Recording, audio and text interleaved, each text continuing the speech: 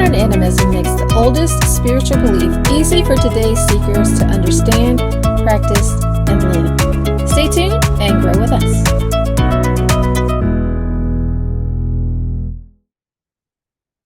Animism is about consciously living in relationship with the natural world. It's knowing that we belong here and have a place in the cycle of life.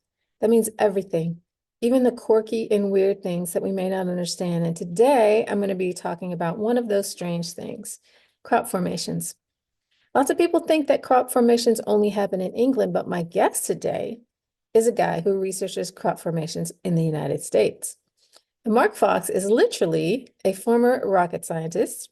He's an engineer, entrepreneur, author, creative thinking consultant, and former Space Shuttle Chief Engineer. Mark is also a hot air balloon enthusiast who has built his own airplane. But before we talk to Mark, you know the drill. Let's acknowledge the elements. To acknowledge the element of earth and thank you for the grounding that allows us to fly high because we know we always have a safe place to return to. I acknowledge the element of air and thank you for the podcasts, speaking, and listening. You give us a way to connect and share ideas across the globe. Thank you. I acknowledge the element of fire and thank you for the ways that you inspire us to create, renew, and innovate. Thank you. I acknowledge the element of water and thank you for all this rain that we're getting that will allow the world to blossom back to life once again. I also want to thank water for taking us deep into the unknown. In my view, one of the things that makes animism real is that it engages with the unknown and doesn't just dismiss it because we can't see it. So thank you, water. Thank you to the plant, animal, mineral, and spirit realms for completing this wonderful experience called life. And I thank you all for being here and being a part of this journey with me. If the podcast touches you in any way, please like, share, and subscribe because that's how we get the word out and how we end up staying here. Thank you. And with that, let's speak to our guest, Mark Fox. Welcome, Mark. I'm so excited to talk to you. This is the first time I've ever talked to a real life rocket scientist, and I can't wait to pick your brain. Okay. But before we get into crop circles, I'm dying to ask you a question. So I believe you were a part of the ground crew when the Space Shuttle Challenger blew up. Is that right? I worked there for I worked for Morton Thiokol, who made the solid rocket booster. So yeah, I was an engineer on the system. I don't know if you'd call it ground crew because I'd be more of a technician out there turning bolts, but I was an engineer on the program, yes. Okay. What was it like for you all when that happened? Well, everyone in the program knew that we had the, engineers, we call it Pareto chart. What was the biggest issue in the program was the turbine blades on the main engines, not the O-rings or the boosters. That was actually a very minor issue. But the turbine blades are this big around, they're sitting at ambient room temperature, right, outside temperature, and they got to spin up to like 35,000 RPM in a fraction of a second. Then they get hit with 400 below zero fuel. So the blades, it changes the actual crystalline structure of the metal, and it creates a metal that doesn't exist in the world. It only exists after you hit it with that much stress and temperature. So those blades would crack a lot, right? So that was always the risk on the program and everyone there at the launch pad, when they saw that happen, was like a blade finally through a blade, and it ended up not being that. So it ended up being the O-ring, but the external tank leaked a lot. The fuel tank leaked a lot, and it leaked on the O-rings, which is what made them actually fail. But the turbine blades, the O-rings, and the tank all got fixed while we were down for 2.5 years, right? Where the program, why the news saw everything about the O-rings, Rocketdyne and for the blades, and Martin Marietta was fixing all the other stuff too on the tanks and stuff. But so yeah, it was awful, but it was awful. But all the news, all the documentaries and stuff you see about how stupid management was, and all that's wrong. It's a big grayscale. It is a gigantic bomb you're trying to control, and every single astronaut knows the risks are involved. They do, right? So even if they're, so that part was hard, of course, but and of course the other one we lost on reentry, but they are rockets, right? And you don't explore the stars without taking a bunch of risks. I would imagine it would have been, I don't even have the words for what that would have been like emotional to see that happen and to be that close to it because that's your project. I mean, was it, I don't know what you would even call that. What was that like emotionally? Yeah, it was huge, but it was, there's a million things going on, right? That can go on in your life. So for me personally, I was moving from Florida to Utah. I got a new job with the same program, and that was my last day at work. Oh, So I didn't have anywhere to live, and Congress put a freeze on nobody can change jobs in case there's a conspiracy. We need to go find, right? So I had nowhere to live. So there had to process all those emotions at the same time. Of course, everyone's yeah, like, are we all out of jobs? We don't know. Should we right. leave? Should we go find another job? And nobody had answers. So you didn't know if I'm supposed to look for another job. So there's a lot of that, not to sound selfish, but there's a lot of that personal stuff too, is nobody knew what's next type Yeah, thing. yeah. Ronald Reagan got in a phone call with a bunch of the contractors and said, I'll leave the profanity out, but everyone blankety blank, just fix it. It's Mm, the most technical thing the world has ever achieved. Go fix the thing. And so, but then all those questions are NASA is a procurement agency, right? They don't really build anything. They give money to contractors to build stuff. And it's like, that's not completely true, but it's 98% true, right? Is they don't really build a lot of production hardware. It was like, they didn't know how to process it. The president said, do this, but where's the budgets, right? When you get down to Congress and do we have money to do this? And no. So there's all those questions, emotional stuff that didn't override, losing the astronauts. I will tell you this story if I don't cry. Um, I rode my bike up to Port Canaveral, and the ships that we have that would go get the boosters, so the boosters fall in the water, don't go get them, they're out there. You get in the water, you pump air into them, so they're buoyant, and they lay sideways, and then the ships drag them back. They're very specific ships designed exactly for that. So they're very unique looking if you know what you're looking at. Well, I saw them, excuse me, I saw them coming back in from the ocean. This is how long ago it was. Laura had to go to a payphone, right? There's no cell phones. Dial my boss and go, why are the ships out? Because they're not scheduled to be out. He goes, I can't tell you. mm. Well, I'm part of this program. Why can't you tell me? He goes, I just can't tell you, Mark. Sorry. When they came by, all the caskets were there Oh gosh. from the astronauts. So they had all the Mm. caskets on the back of the boat. And most people do not know this. None of the astronauts died in the explosion. They died when the capsule, when the cockpit of the orbiter hit the water. Oh God. So, but they recovered all the body. So that was emotional, right? And then you start to go into research of what happened. Let's try and go find parts. Nobody had ever tried to find rocket parts in the bottom of the ocean. Well, Mm. there's been rocket parts out there since the 1950s, right? And the sonar and radar wasn't good enough to figure out what the part was. So you had to pull up all these parts that were the wrong parts. There's Mm. stuff from a Saturn or Atlas or right or Delta program. It wasn't the space shuttle.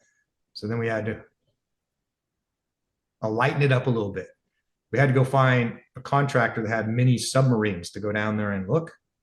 And the company that won it, when they walked into the first meeting, it was like 6 beautiful Swedish women in their 20s and 30s. Were like, and there's a lot of pranksters out there at the Capes. Everyone's like, this is not a funny joke, whatever. And then the head one finally got mad and goes, we are the real contractors. Like, from Sweden or something. And like, all these young engineers going, you got to be kidding me. You guys are submarine operators. Yes, we are. And then they get angry because we're chauvinistic. That didn't look rational. We're a bunch of playmate looking blondes to be submarine commanders. But yeah, so they'd go down these little 2-man submarines and spot the pieces and parts. And we actually put something like 80 to 90% of the vehicle back together. Oh wow. Just not screwing it together, just mocking it up so that Yeah. you could see what had maybe happened. So anyway, long answer to your question on that one. Wow. Okay, so how did you go from that to being a crop circle researcher? Um, I always just thought it was kind of fascinating. and I'm not obsessed by crop formations or anything. I thought they were kind of fascinating.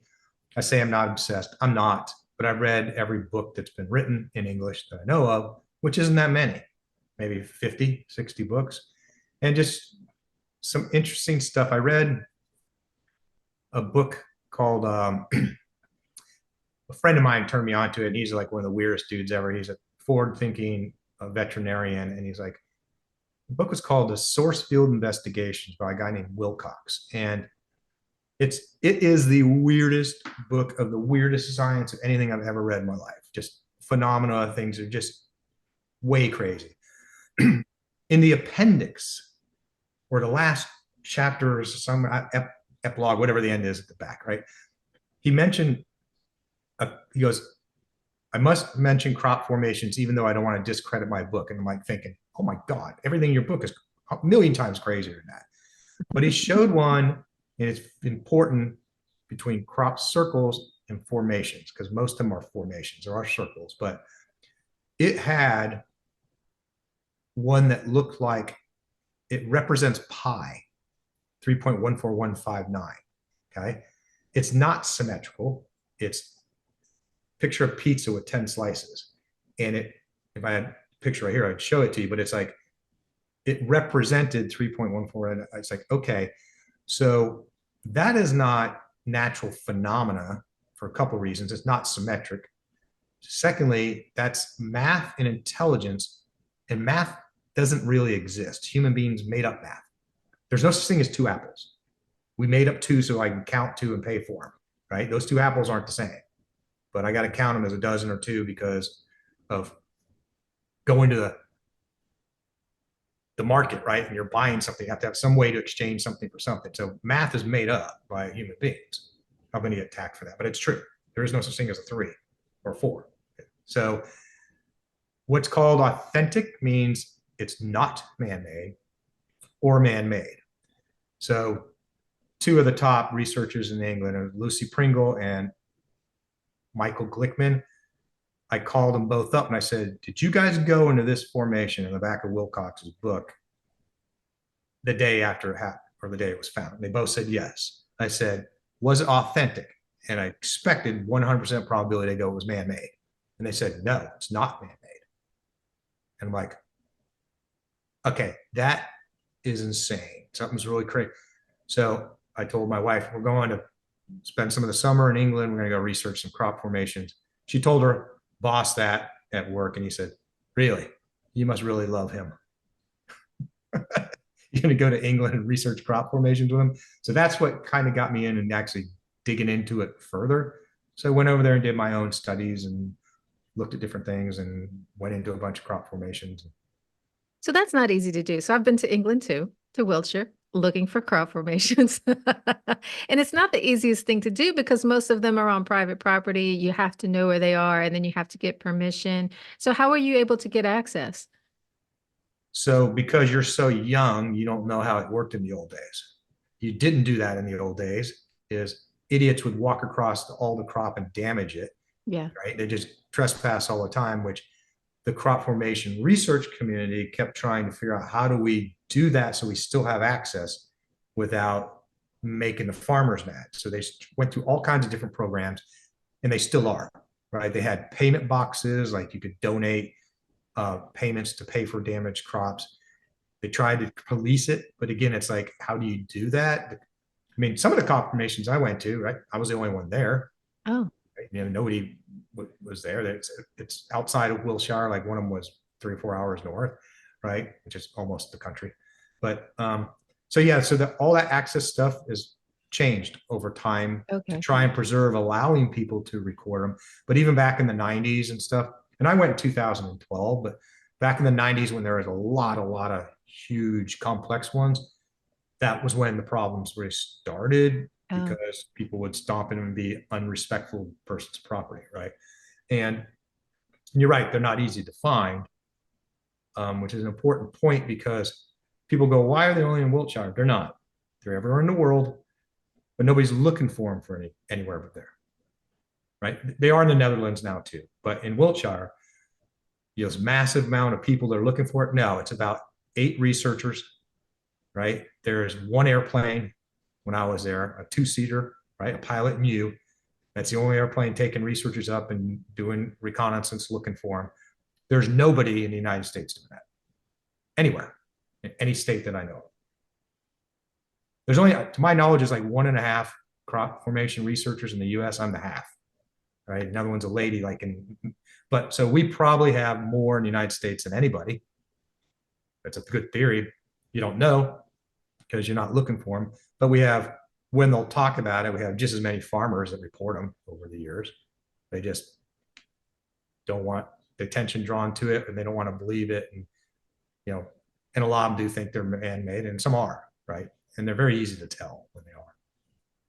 So I saw a program a long time ago that said that some of them, or maybe all of them, I don't know, have radiation. Is it safe to be down there? It's safe to be down for most of them, right? And the it's not really radiation. It's more energy signature. Well, it is radiation from the standpoint of, just like we talked before, EMF versus PEMF, high energy versus low energy. Yes. A lot of them will have some kind of residual energy. It looks like, the best indicator, it looks like it's been hit with microwave radiation. So you can see it on energy gauges, EMF things. Mostly you see it on your cell phone doing weird stuff, or your camera misbehaves. And a lot of the researchers take dogs with them too. And the dogs,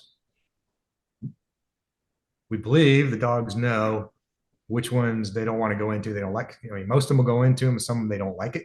There's something about it that they don't like. So there's some energy signature that's there, which is one of the 15. I created a list of, is it fake or real? And I got that from all those books I read and all the researchers I've talked to. And that was my checklist. I think there's 17 things on it that would go. And I researched it, or I reviewed it with all those people, and I go, you're spot on. So I summarized all those books of what is it you're looking for to find out if it's real or not. And you can assess most of it fairly quick. So I saw a video on YouTube that says that it's a crop circle in the process of being made, and it's got lights flying over it. Have you seen that one? Yeah. Is that real? Don't know. Okay. The store, here's what you lean towards. To be able to, so what Laura's talking about is picture white balls are called orbs. They've been seen often around where formations are created. To hack, and when just, it's Photoshop and throw their arms around, right? A couple things with technology. Photoshop didn't exist in 1990, and you would have to have millions of dollars worth of video equipment to hack a video like that. You can today because we got AI fake everything, right?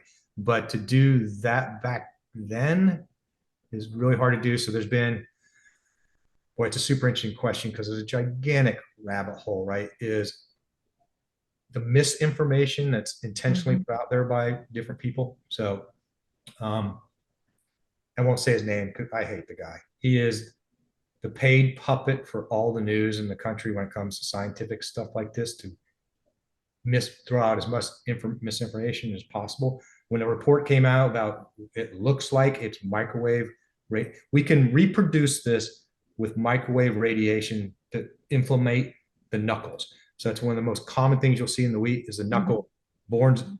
It's like 45 degrees and it gets swollen. You cannot do that with a human being. When you make it with boards, you break them. Okay. So they can, it was reproduced many times that you can hit it with microwave radiation and simulate the same thing. When that came out, immediately the news, and that moron I'm talking about, who I hate, just told the whole world, we already figured it out. It is microwave radiation. It's college kids with microwaves walking around the field. I'm like, do you know how stupid you sound to even get on the news and say that? So they have extension cords and they figured out how to focus beams coming out of a pizza heater, right? Microwave oven. And then the whole world goes, yeah, he's right. That must be it. And it goes away. So there's so much misinformation. The ones that are man-made, most of them, somebody paid them. Who paid them? I don't know. I've talked to a couple guys in a pub you make that one last night? Yep. Who paid you? Can't tell you that. Right. So you get a couple beers in them, they'll admit they got paid. Right. You go find the guy. So there's that misinformation, which I said 4 or 5 times, which is really frustrating, but that is not to get into huge conspiracy theories, but we all know the news. It's one of the most powerful military weapons in the world is misinformation. Yeah. Right. Dropping pamphlets over people, you're going to lose, right? World War II, that type of stuff. And it happens every day. So that part is frustrating to get, the real data and what's really going on. And usually when I give a presentation on this, I tell people stand up is hold your hand up. You promise you won't start yelling at me in the first 5 minutes because you're going to want answers and it'll happen.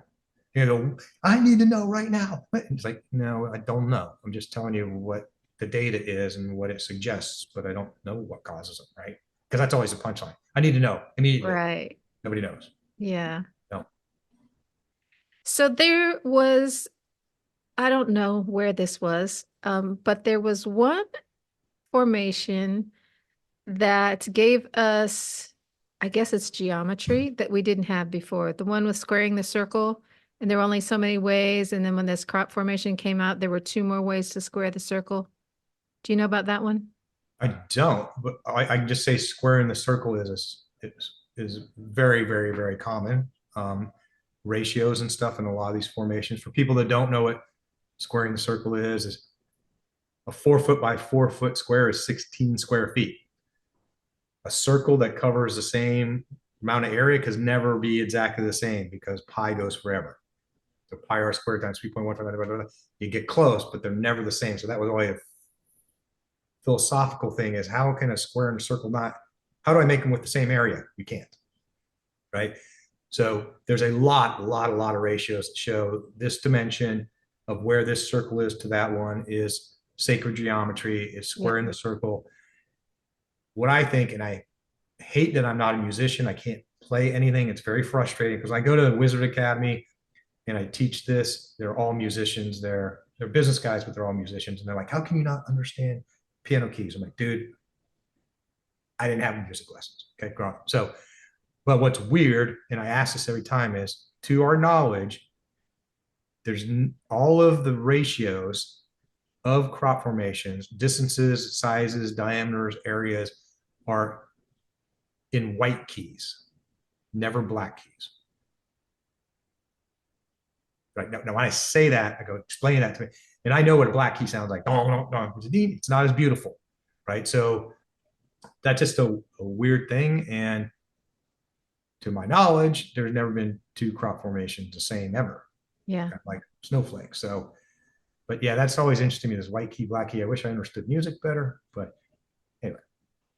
So this thing pops up though, and it's got math in it that, as far as I know, didn't exist. How, I mean, it seems to me like it's a gift. I don't know if it's math that didn't exist. I haven't seen that, but it's a lot of fractals, squaring the circles. There's a lot of fractals are kind of more common ones. And then there's some math that's unsymmetrical and people start scratching their head. Why would that? Yeah. And then you find out, okay, it could be cause effect, but oh, that lines up 4 degrees off of where it should be, which happens to go over the pyramid. So when I give this presentation, I have to tell people, I'll give them a reality check. I'm at a 1 on craziness, and now I'm going to be at a 2, then a 3. You're going to freak out when I get to 6. You're going to walk out the door when I get to 8, 9, and 10 because it's too bizarre of stuff that you just like, that can't be real, can't believe it. And I'm like, yeah, but here's the data here's the research that was done, here's how it was measured, and here's the data that we have on that. But it's, yeah, I think, I'll give you an example. I'm presenting it one time. This guy's there with his kid, 30 other people in the audience. This kid's 8 years old. And he goes, go back 2 slides, please, sir. And he goes, is that a Fibonacci series? I go, yeah, it is. Or it appears to be one. How old are you? Why does an 8-year-old ask me what Fibonacci? The rest of the room goes, yeah, what is it? But yeah, most of it is fractals, geometry, calculus type stuff. It's most of it that I know of is known math. So why do you suppose that most of these are found at what we consider to be sacred sites like Stonehenge, Serpent Mound, and things like that? We don't know, and I don't know if that's true. Oh, Because, as I just said, we may have 10,000 a year in the United States, but nobody knows they're there. They're not reported, they're not researched. So it could be more of coincidence. And I know what you're talking about, ley lines and that type of stuff. yep. They Mhm. tend to appear there more often, but what I just said, there could be in every country, Russia, everywhere, they're just not measured because nobody's researching. There's no funding for it, right? Nobody cares. They should. And perfect example, I asked my rocket scientist friends, you don't want to talk about this for more than 2 minutes? No. Why? I got to go to a kid's soccer game. My brain can't process that. I got a job, right? I don't want to go have to think about this. This is why Doug and Dave, two British dudes in 1992, came out and said, we made every crop formation in the world. And that was the most misinformation. I've often said that is a great case study for how to put PR out that fast, that long. If you're old enough, my age, people still remember Doug and Dave from 1992, that these two idiots that said I did it all, and they go, good, I got an answer. Close that case, right? Case closed. And there is I wish I still had it because you can't find it anywhere on the internet anymore. They're being interviewed by a guy on the news, says, so you made every crop formation in the world? Yep. You made this one in Wiltshire last night? Yes. Did you make the one in the Netherlands last night as well? And they both turned to the director and said, he ain't supposed to ask us that. Right. And I had that clip and it's on an old computer that got lost somewhere, but you can't find it or Google that, right? So anyway, ton of misinformation, as I said, about 20 times, but which is frustrating, but it's anyway, go ahead. What's your next question? What do you make of it? Other than it's interesting. It's super interesting. I don't know. And the way I present it is just to keep an open mind and tenderize your brain, is you don't have to have the answers to what it is. It's super interesting. It can get super, super weird because some of the researchers over there, they can dream about it and sit in the pub and then something close shows up the next day. There's just I'll give you a couple of my highlights, I believe. Okay. 95% of them are not man-made. Every time I say that, the first time somebody hears it, they go, you said 95% are man-made, right? No, 95% are not. BS. How do you know that? All right. I'll go through my checklist. I already mentioned this. If it's man-made, it's going to be broken. You're stepping on with a board, it's broken. Okay. The nodes are not going to be inflamed. And if it is authentic, it will stand back up in a couple days if you don't step on it and break it. Right. The complexity in the rayology is if people don't know, that's a term, it's a science of flow. So the rayology is bizarre on some of them. Like you can go estimate this would be 20,000 man hours to make this. There's one actually called the basket. It's woven vertical weave. Like somebody braided it. Wow. It would take tens of thousands of hours of man hours. And it happened overnight, like the majority of them do. One that has I think it's 1,542 circles in a fractal. They know that happened in 5 minutes because it happened at Stonehenge at 5 in the afternoon. And there's a lot of people there. It's a tourist attraction. It's on the hill. Everyone there can see it because it's on a hill. And that happened. It wasn't there at 5, it was there like 5:08. Not many happen during the day that we know of, but that's one that, you can't argue that. And then what we were saying before, the fractals and the size, if you saw some of the pictures, are just insane on the ratios of how accurate they are. It'll fry a lot of cameras. You can sit in a formation, go like this with your cell phone. You got no bars inside of it and go like that. And you got 4 from that far away. You see people standing going like this with their phone going, no way. And then all this people, hey, use GPS and do this. And it's like, there's no GPS in 1990s. General public didn't have it until like 98, something like that. I'll be off a year or so, right? I know that could be in a pilot, was the coolest invention ever as a pilot, right? But and you know, from Wiltshire is like, what's the, if they're, let's assume they're all man-made. What's the intrinsic motivation to do that? Wiltshire is awful 3 out of 4 days. It's pouring rain, it's muddy, it's True. windy. What is the motivation to do that if they were all man-made? And, okay, let's think about this logically.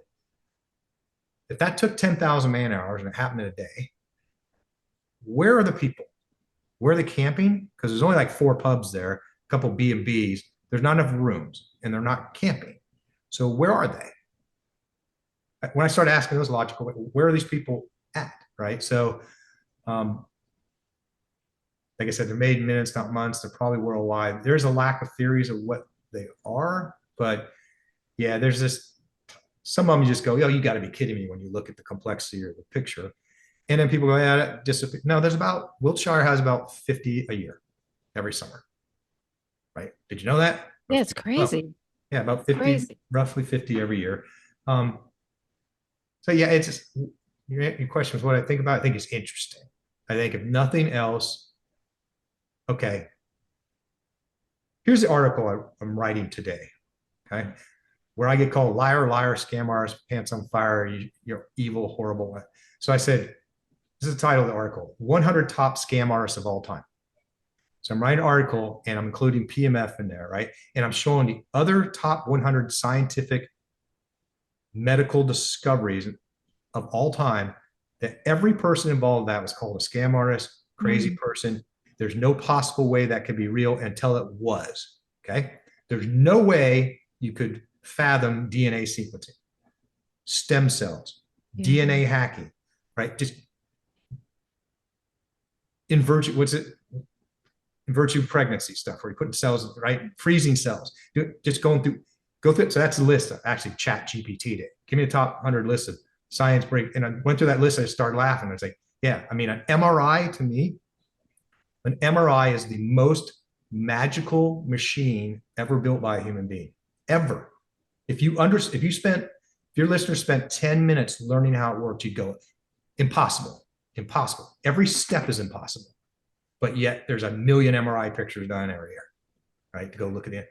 So that's what I really think about it is I actually present this usually as a last thing in one of my creative thinking classes, just to tenderize your brain. You don't know everything.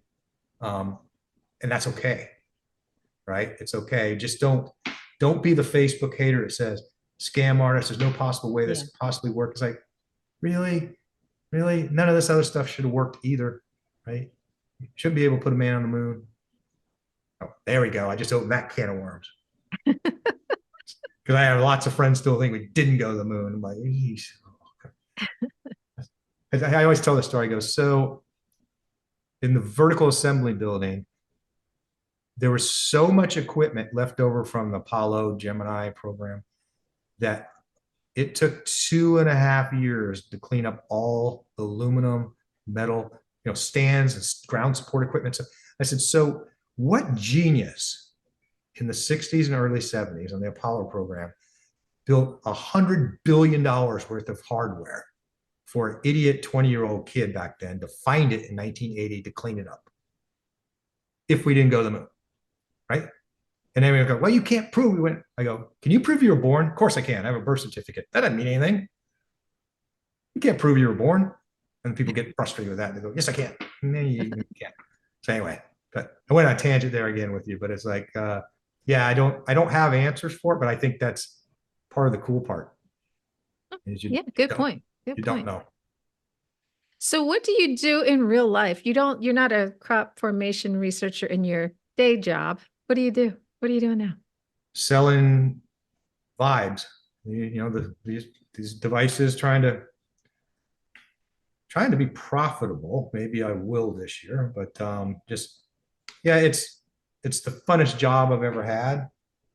Trying, helping people and stuff with, PTSD, where you have 95% success rate. That's huge. That's changing people's lives. Is huge. Yeah. Anxiety is the #1 ailment of all human beings across the planet. I'm super excited about blood sugar and diabetes with these devices. It is just yesterday, I was on a podcast and we were talking about this. The American Diabetes Association says diabetes is uncurable and not reversible. That's their official stand, which is sick because there's thousands of people that are reversing diabetes.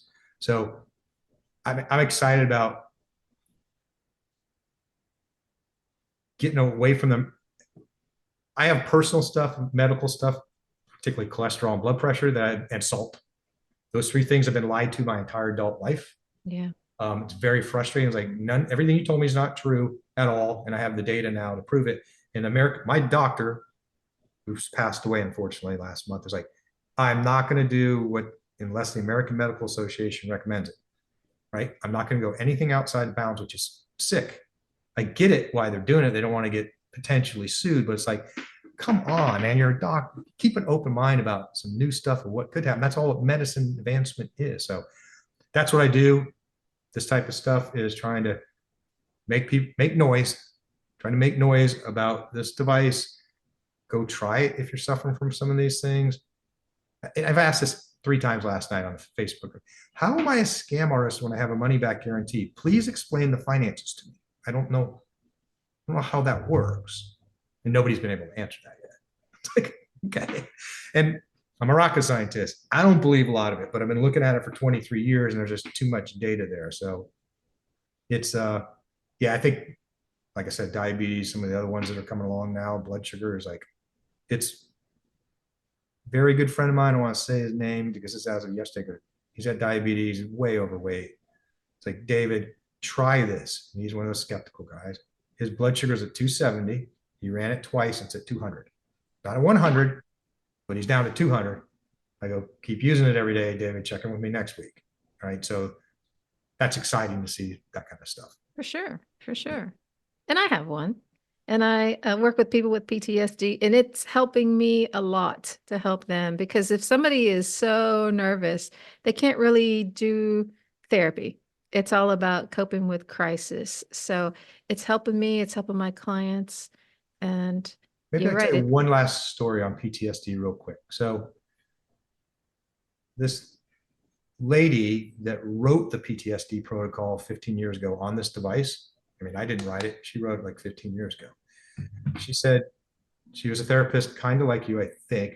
She's an MD, and she goes, this guy was Green Beret, badass dude, serious PTSD, horrible things he went through. And he would go, don't you try and do any PT. That stuff's a bunch of BS. Don't you dare run any of that crap on me, blah, blah. Yeah, she goes, okay, I won't. So she ran PTSD on him for 6 months. He was way, way, way better. She didn't tell him it's PTSD. And he goes, come here a minute. And he grabbed her hands. And she goes, I was afraid he might beat the crap out of me. I didn't know what was going to happen. He goes, are you running PTSD on me protocol? She goes, yes, I am. He goes, I want you to do me a favor. Do whatever you can in your power to make this device affordable, that people don't have to come to the clinic to get it. And every soldier in the world should have one of these. And she said he got cancer, died 8 months later. And she goes, I've never been able to fulfill that promise ever. She goes, you just saved my life, Mark, because now I can do it. You invented something that I can share with the world. So she is like my biggest cheerleader right now. Is there's a device out there, you can do this now. So yeah, that's pretty cool. I didn't find her, she found me, right? It was like, oh, okay. I'd never met her. I still haven't met her in person, but yeah, that's a pretty cool story. Yeah.